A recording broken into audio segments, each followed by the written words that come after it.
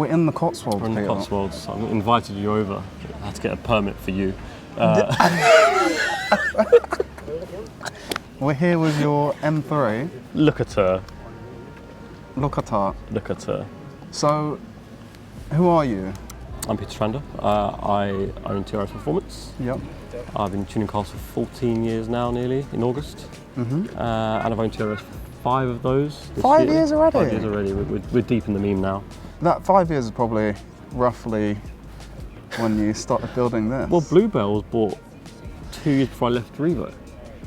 Ooh, yeah, because you still had Revo stuff. I still had Bluebell.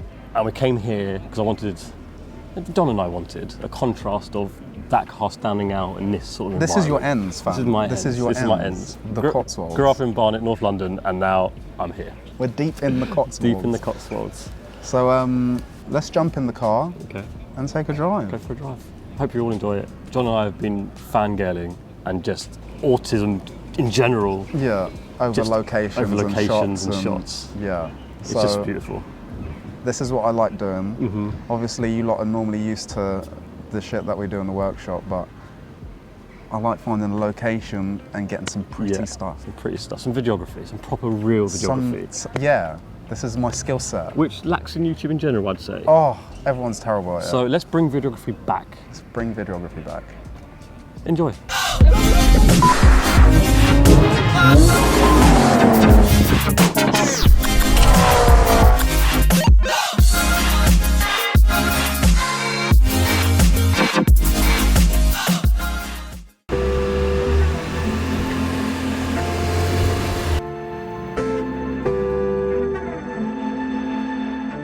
So, welcome. Welcome. We're in another E46 track car. Obviously, because why else wouldn't you be? This one's different. This one's red. This one is red. This one's an M3. What colour is this, Peter? You love making me say it. It is Ferrari Rosso Corsa. It's Rosso Corsa. It's so raspy. So what's the exhaust setup? So this is stock headers. This is with Miltech Sports Cats, which are 200 cell. Yeah. So MOT, great. But it allows a bit more flow. It has a stock midsection with the XH pipe, whatever you want to call it. Yeah. And then it has a titanium back box. That's what gives it the rasp. Gives it the rasp. The more rasp. More rasp. These are quite raspy from standard. Yes. I'm not a big fan of exhaust noise in M3s in general.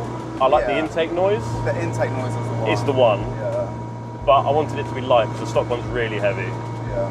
So I've compromised my likeness for the rasp, sorry, lack of wanting the rasp for lightness. It's warm in here. The AC should work. You got working AC? No. The lines are there, they have no gas. If you know your BMWs, especially at S54s, then you'd recognise that I've mic'd up the induction and not the exhaust. Yes. Because the induction's the best bit. So what have you done to that side of the engine? So the engine's fully stock. Yeah. It's had loads of work done previously throughout its life over the last 3 years before I owned it. It has a carbonious intake, plenum, with the snorkel that goes all the way down to the fog lights around. Okay. We have tested this setup before, and you do lose power on dyno with the full snorkel going to the fog light. Okay. The big open CSL style one gains more power. And it's louder. And it's louder. So don't What's buy the this point version. of the long one? There's no point. I was told it should be better. Okay. It's not. It's not. Okay.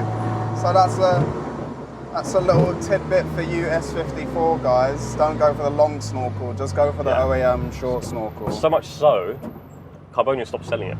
Oh! So as well as the carbonious intake, you've got a few other carbonious bits. So carbonious is probably top tier carbon. Yeah, for pre-preg stuff, I think it's the best.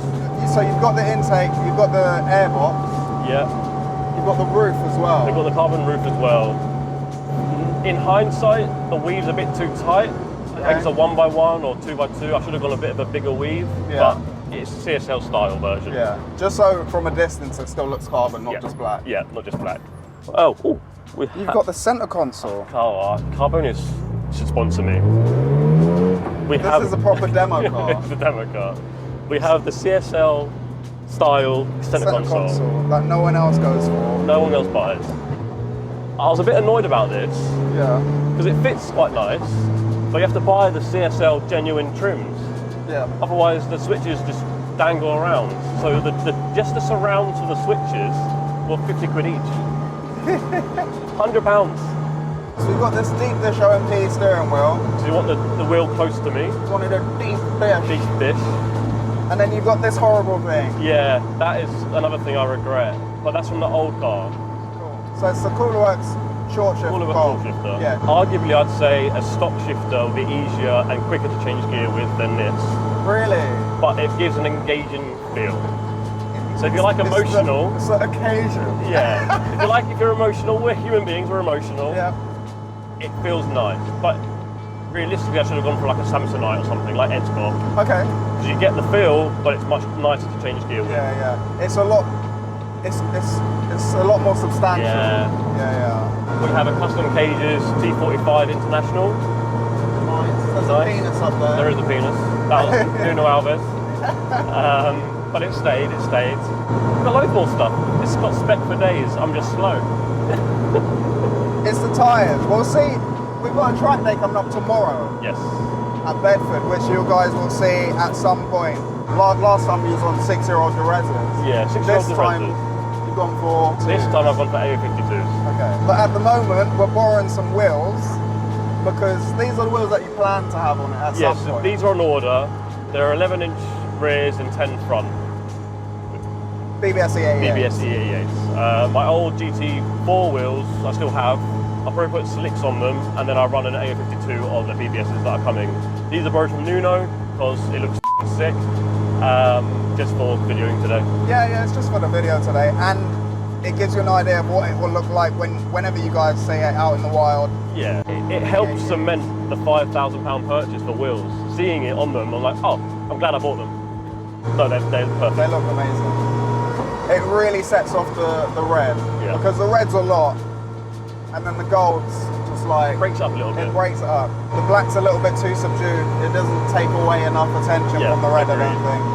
Agreed. So I think maybe go to silver grills now, the chrome grills. The chrome grills are a must. Now that you've got the chrome lips, they need to be...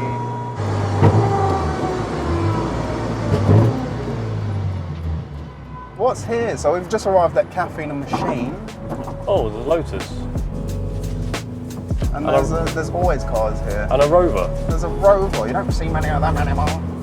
We're obviously in the coolest car. Obviously. Yeah. They don't deserve this. You don't deserve to be seeing this one. There's a Berlingo in the car park. New beginnings on the cusp.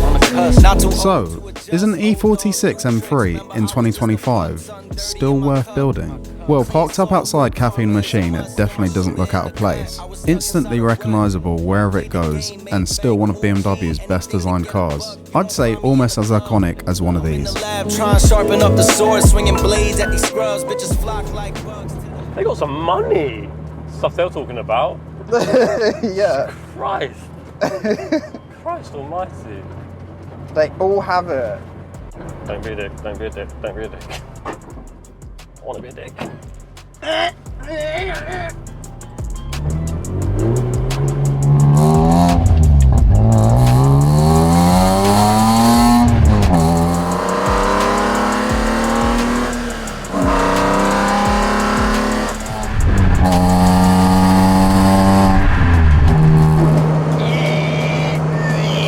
It's not a nice noise. It's the best noise. If you're on it. Yeah. It's so motorsport though.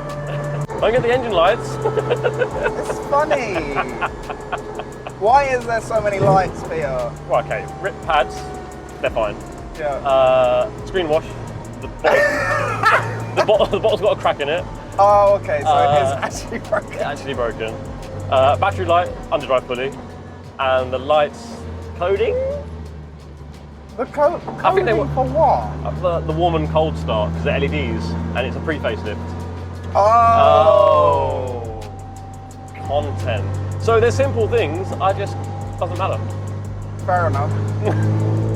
because of the noise. And why does it not get hot? It's a brand new rad, Yeah. I'm going to say. And maybe a thermostat? Has it got a stock thermostat in it? Yeah, Okay. stock thermostat. But I did buy a brand new rad from BMW.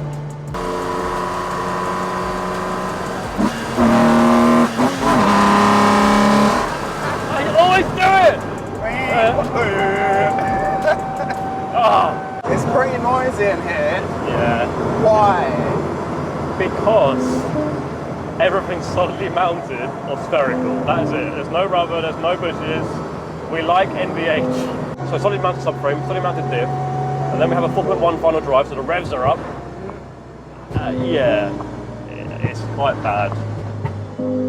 But pops and bangs. You can't be TRS without pops and bangs. Or wedding.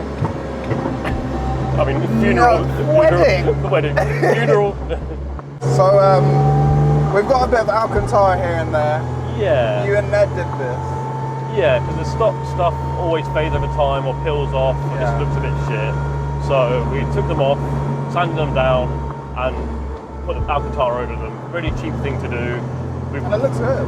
Looks alright. So we've got the switches around the window switches. Uh-huh. We've done the parcel shelf as well. Yeah. And even put in the Harman Kardon speaker colours back on as well, just for like a bit of a thin Just finish. for show. A bit of show. There's no speakers, No but speakers. got the cover. And you've got these door cards as well that you've made. Yeah. So you cut the OEM door card. Yes. So these were bought, I think, from Poland in the end.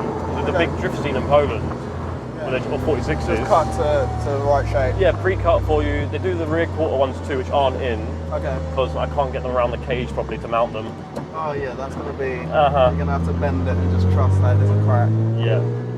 And then, yeah, cut the top of the door cards so that you can use the top of the door card so it looks quite nice. That's a very Sherman thing to do, though. We stole that from them. Yeah, yeah. A very smart thing to do.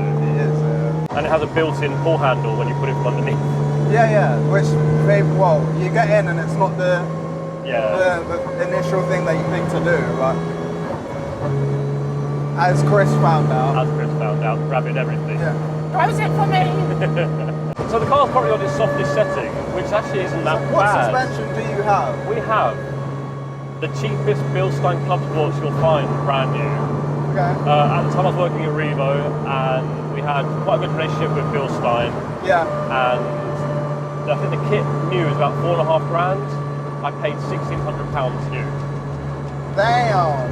They're quite expensive new, so I think they're just in the back shelf somewhere in some stock. They're like, yeah, just take them. Okay. So, cheapest Bilstein Club Sport two ways that you'll find. If you want to buy them for £3 grand. What seats are these? These are SPAs or SPGs? I can't remember. SPGs. SPGs. These are the cheap SPGs. So I've got, SPGs aren't cheap. but they're the cheap SPGs. Okay, alright. Okay. So I used to have pole positions, and I still have. Yeah. They're just floating around in stock, depending on what car I want to put them in. So I bought some extra SPGs just for this car. So I want it to be a bit tighter around the waist. The pole positions are quite wide, they're a road seat. So I wanted that tightness in this car. Yeah, they fit, they're perfect. Therefore, narrow boys, no wide boys allowed. As the TDC found out, sitting on top of Nuno's SPAs. Just on top. It's just a nicely built E46. Yeah, It's just, they don't need much 46s. no, They really don't. Like with some simple modifications. just they're maintenance. incredible cars. Yeah, that's all they need. That's why they're such great cars. Especially in 330i spec, because they're cheap cars Yeah. with some simple modifications. They're just so capable. And if you get all the weight out like Ed's done, they're just incredible. Yeah. Okay, it doesn't have the power, but you have Chassis wise, there's not much that comes close to it. nothing. E46 Just is the a peak, right, yeah. peak BMW. Yeah. 92 crosses over, but they're such good cars. Yeah. They're just very capable. Yeah. But they just don't have that feel. Yeah, it's the front end. It's the front end. I always feel like build a car for what you want from the car, not what people think you should be doing. Yeah, yeah. Which I think most of us do as well, to be honest. We like certain things, we do certain things a certain way. Yeah. So before Portimao and during Portimao, the car on the dyno made 320 horsepower. I was really disappointed with it. But I had a rear binding brake. Okay. But I re-downloaded the car yesterday and it made 367 horsepower. So I was quite happy it's made decent power 367? now. 367. Hell. Yeah, it's good. I had an E46 with S4 in it yesterday as well, in the Yeah. morning, and it made 379. Wow. That's the highest I've ever seen. And it made me put my car on a dyno to redo it. After the trip, you made some additions to this. Yes, I did. I always thought, looking back at the pictures from the trip, the car looked a bit soft. There's quite a lot of curves to a 46, especially exterior-wise in the corners. So I wanted to add a bit more sharpness to add to the swage lines. Yeah. Like there's nice swage lines across a 46 chassis, in like the doors, the trims, above the rear quarters and going straight down the car. Yeah. So I wanted a bit more sharpness to it. So I added the Ridgeline front splitter from Cotswolds Garage, who sorted us a bit of a deal. And then from Scott to Auto Tune, he sold me, I can't remember the brand, but it's a German-made TUV spoiler. So it's carbon stacked layered end plates with nice spoiler piece itself. Good quality shit. Really good quality stuff. And then some machined uprights as well, with curved bottoms for the CSL boot lid. Yeah. It's not bending it. Yeah, so it's not bending or digging into the boot lid. And they've added a bit more aggressiveness to the car exterior-wise. It looks purposeful Yeah, now. yeah. We're driving through Cotswolds. It's just full of old people. Look at the Defenders. Oh, Range Defenders Rover. everywhere. Defender. Range Rover. Horse box. I love living around here. I really do. But it's a bit too villagey sometimes. Yeah. Especially when I come home and stuff like this. People just look on the Facebook groups complaining. Who's the prick in the red BMW? Hello. Yeah, building a 46 is actually quite easy. They don't need much. They're very simple. Very simple. I just think, looking at Jake strip that E92, There's so much to it. too much. So many arms in the Way rear. too much. As we headed deep into the Cotswolds, I know it's a bright red M3, but for a 25-year-old car, the amount of heads this thing was still turning was amazing. Not only that, but the conversations that were started with people just walking by. For me and Peter anyway, this platform definitely ticks all the boxes. Very approachable to drive, fairly simple to build for a first timer, and if you can get your hands on a cheap 330 still, I'd say the perfect first rear-wheel drive car. But Peter does have a few tricks up his sleeve left with this build, so we headed back over to TRS for him to explain.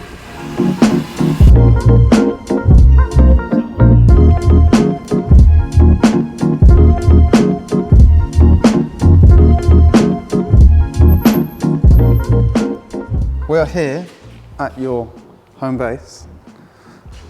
What are your plans for the car? Why have we got this here? So the next plan for this beautiful, beautiful car is fit the DCT gearbox from an M4. I've checked the gear ratios on this gearbox compared to the M4 one. They're pretty similar. The benefit I have is I've got a 7th gear now with the DCT gearbox. So I've been cruising a lot better, but then I've got DCT shifts. Doing it will need an M2 prop because it will bolt to the... M2 prop? Yeah, the M4 one's a carbon. Oh yeah, you can't get it on the... So the M2 one should fit the flange, to get it shortened to fit the differential, wire it all up, and then I'm going to try and create a signal that blips the throttle, otherwise the DCT box doesn't know what to do. It won't downshift properly, like the M6, that whole project. So I'm going to use an emulator to create the blip, and if it doesn't work, worst case I go standalone on it. But I'm going to try the cheaper way first, then go from there. Obviously these have got an SMG function with a blip. Is that not something you can incorporate as well? Or? So that's what Evolve are doing. Yeah? Evolve are trying to do the DCT V10 with the SMG controller, then using a CAN bus controller to sort of take the SMG signals and the ECU signals and make it sort of work with the gearbox. I don't really want to go down that route trying to use the SMG controller. I think it's too complicated. Okay. I don't know if you heard of B-Star rev limits. They do rev limits on old like Novas and stuff like that. Okay. They also make a throttle blipper for manual cars with electronic throttle bodies. So that blipper will create the signal to blip because it's electronically controlled, and then the DCT should grab that signal. So I'm hoping that will work. Well, you have an S54 DCT M3. Yeah. That'd be cool. Because I'm slow as so make the car faster again. Yeah, just spend more money. Spend more money. That's all we do. If you're slow, just buy a faster car. Or make it faster. Don't improve your skills. Yeah. Cool, that's going to be cool. So when are we going to be able to see that? When you reckon you're going to start this? Because we've booked loads of track days. We had one in January. We've got one now. You kind of want to just enjoy tomorrow. the car a little bit. Enjoying the car for now. You can't just do 2 track days, build the car, do 2 track days and then stop. And stop. Yeah. So I think finish maybe this year and then do it this winter. Yeah. Depends what we plan for like our midsummer trip as well. Okay. If we do taking track cars to midsummer trip, then I won't do it. If there's time, I might do it this summer. Okay. Otherwise, enjoy the car for this year and do it in the winter. That'd be cool. That'd be cool. And you've got this billet adapter. Yes. For what? Which I don't think I actually need to mate it. I don't think you do need it. But what I do need it for, I think, is a starter motor. To space it? Just to space the starter motor. Okay, all right. So that was about £450 with the bolts and all the rest of the stuff. Was that a TTV flywheel? No, but that's all it's needed. What flywheel is that? It comes with a kit. So there's a kit for doing this? Yes. That's cool. So we have our DCT-ness and then the flywheel that adapts to it, and a sandwich plate as well. Nice. And it's so satisfying. Come on. Oh, I don't have it square.